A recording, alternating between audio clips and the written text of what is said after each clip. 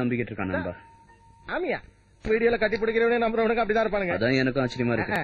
அதை டெஸ்ட் பண்ணி தெளிவுபடுத்திக்கலாமா?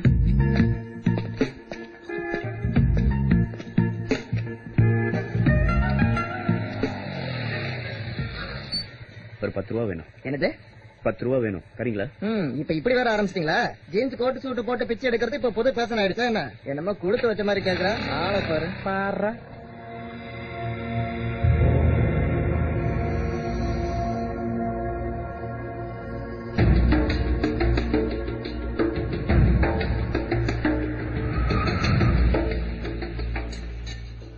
அர்ஜென்ட்டா ஒரு 10 ரூபாய் வேணும்.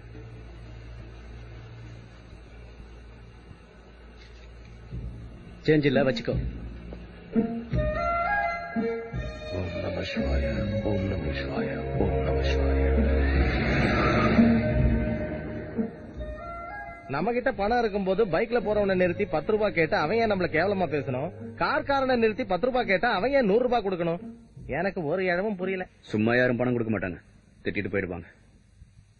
2வது தடவை கேட்டன, எனக்காக கேட்கல.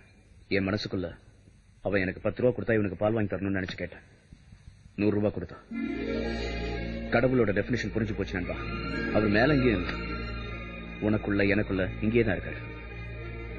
அடுத்தவங்களுக்கு நல்லது பண்ணணும்னு நினைச்சாலே டாப்னு வெளியே வருவார். அப்ப 100 ரூபாய் இல்ல, லட்ச ரூபாய், கோடி ரூபாய் எது கேட்டாலும் கொடுப்பாரு. ரைசுதா, உனக்கும் ஊருக்கும் எனக்கும் எந்த சம்பந்தமும் இல்ல. நான் உங்களுக்கு உதவி செய்யறேன். இதுக்கு முன்னால உனக்கு விதையில மரம் தெரிஞ்சது. இப்ப எனக்குள்ள இருக்கிற கடவுள் எனக்கு தெரிகிறார். வா காட்டுற.